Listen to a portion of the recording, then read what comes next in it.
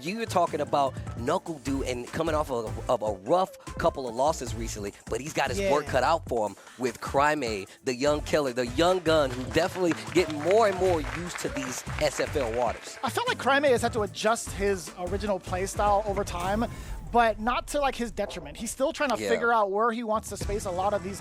I want to see like drive gauge assaults, because sometimes he won't go for the full combo. He wants to get rid of your drive gauge as much as possible, which has been a thing. And we haven't seen a lot of the throws come in, but now it's game time. We're going to see if Craime gets to push NuckleDu into this corner with numerous throws or not, right? NuckleDu already firing right back. Yo, we got to talk about the fact that NuckleDu's buy has very much stepped up and risen to the challenge. The combo pickup. This guy, NuckleDu, hold the fans, push to the corner. Do you see how airtight that is, by the way? The Ryu Enbu just in case, as the fan falls down. I'm telling you, man, NuckleDu is different. Here comes Craime. Okay, wake up. OD uppercut to alleviate the pressure. NuckleDu still fighting in this corner. Craime looking kind of scary. Life not looking too good. He is in that critical area. Oh, falls on the fireball. Needs to be careful. Oh, yeah, you can't play this fireball game as freely when he gets the power up. Oh, and nice check. Just a little mini shimmy, travel side shimmy there for NuckleDu to take that first round. Put that in the above cabinet, I'll tell you what. Craime actually had an opportunity to anti-air, and even NuckleDu was kind of like, all right, we'll get away with that one. Feels like he's really trying to lock him down and really kind of expand some of that drive bar, but NuckleDu plays around it pretty well. Oh, drive rush. What a time to contest, too. It was way too far for an actual button. I feel like so NuckleDu throwing in a 4-framer was real smart. Level 1. Okay, gets the power up. Back roundhouse. Dear Lord Almighty, the drive gauge. Oh, sure. Oh, look at the bicep. Oh, Jesus. Tasty Steve version? Yo, get up. What's wrong? Get up. Down below. This is where Craime wants to live, right? He's got permanent residency while you're out on vacation with that burnout. And spends the rest of his to make sure you're burnt out. Look at the little dry over there. My round for round. Craime getting one on the board instantly. Okay, I like this, but I'm glad you pointed out that Craime definitely likes to put you in a position where you're thinking about burnout and how to fight around it. What a pickup for NuckleDu. NuckleDu is looking on fire, man. He said a rough couple of losses, huh? Let's try to fix that today. Not for me, not anymore. Craime, on the other hand, he still got something to say. Just above 50%. He doesn't want to let the fireballs rock just yet, right? He can't because of the level 2s that NuckleDu has in stock. That's going to go 3-4 to the screen, just like that! To make it clash, and still not fast enough. Craime sees it coming a mile away, fights back to the middle of the screen, spins a little bit of drive, and tries to get that throw for positioning. Jump back roundhouse from NuckleDu. I love that, too. The whole exchange between the two. The space trap with the fireball. NuckleDu still not disturbed by spending that level 2. The perfect parry against the Fierce. That's been a main tool set for Craime. Okay. Keeping the corner precious, looking in danger of burnout, but the parry saves him a little time. Gets the forward throw. This next interaction could be the end of the first game. Craime needs to do something. He has 2 bars, working on 3. We've seen the cash out before. The next hit could do it. Puts himself in burnout.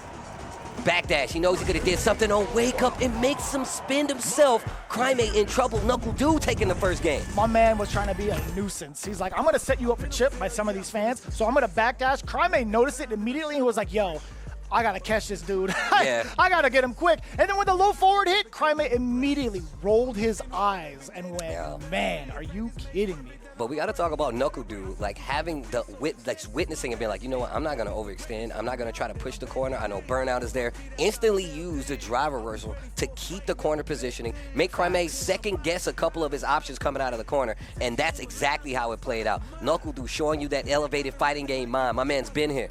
I think Jack would call that W glaze for sure. I don't know what that means either, but I think I think contextually I used it right.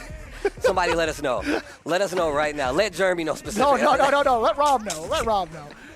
I'm all right without it, to be honest. He's the host. Point it all to Rob. Yeah, it's just everything, bro.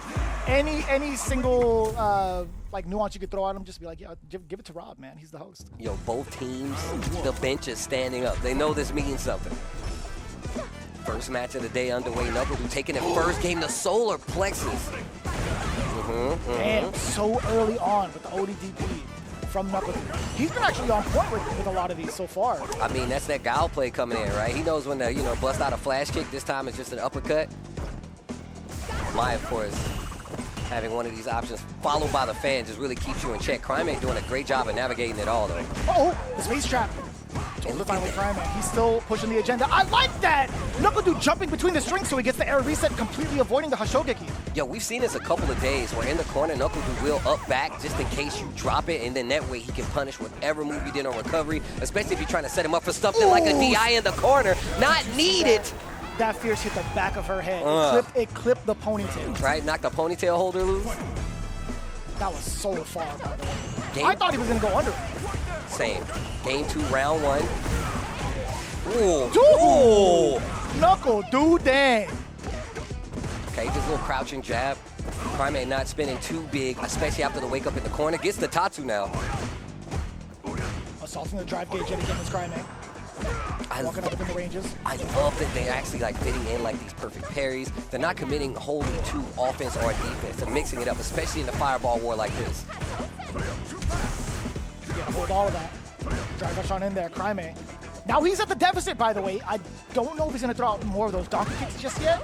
But it's been very difficult for him to utilize it. I mean, look at the space that he's controlling. NuckleDu walking into that space stand, medium kick, as well as just throwing fans. So he's definitely second guessing. That's why I was surprised about the solar plexus. Oh, Nothing big out of it. Both of them. Look at the drive deficit on both sides. They trade. NuckleDu first to put himself in burnout, but he knows he's got the corner positioning. Wake up, raw DI. Craime spins it all second game. Gonna go to Red Rooster and Craime with the level 3 to close it out. It makes a lot of sense. After that back throw, you're still well within range for that DI. You throw that fireball, you are absolutely gonna get murdered.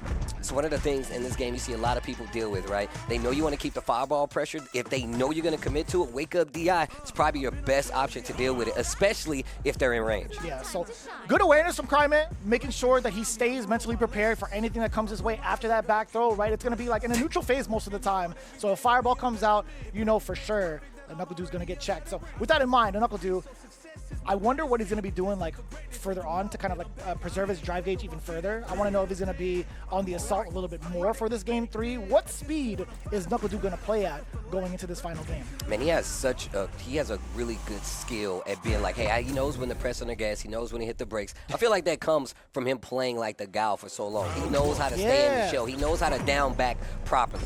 But you won't even have to charge a flash pin. Also being able to weave like block strings or connections just like this really comes with Guile territory, right? Being able to convert off of like longer range booms. And it's like the reverse corner pressure, right? Instead of, you know, his back to the wall, it's him putting your back to the wall with mine. You're holding all these fans. Drive rush once again. And look at the drive bar on both sides. Pretty low. Craime still with the burnout. Wake up crouch jab and he checks it.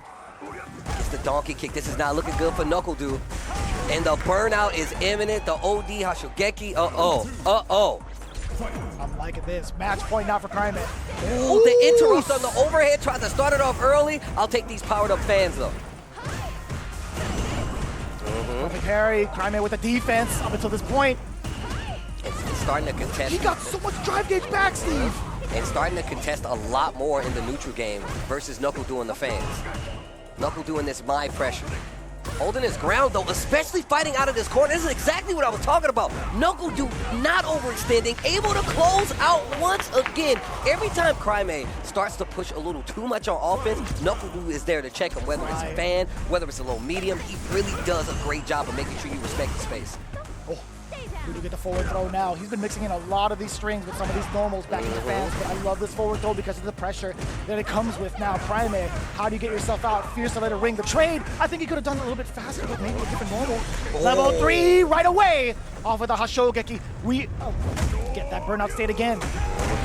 What are you going to do with it though? What's wrong? Get up. Plenty of drive left on Craime's side. Of course he's going to press it. NuckleDu checks it though.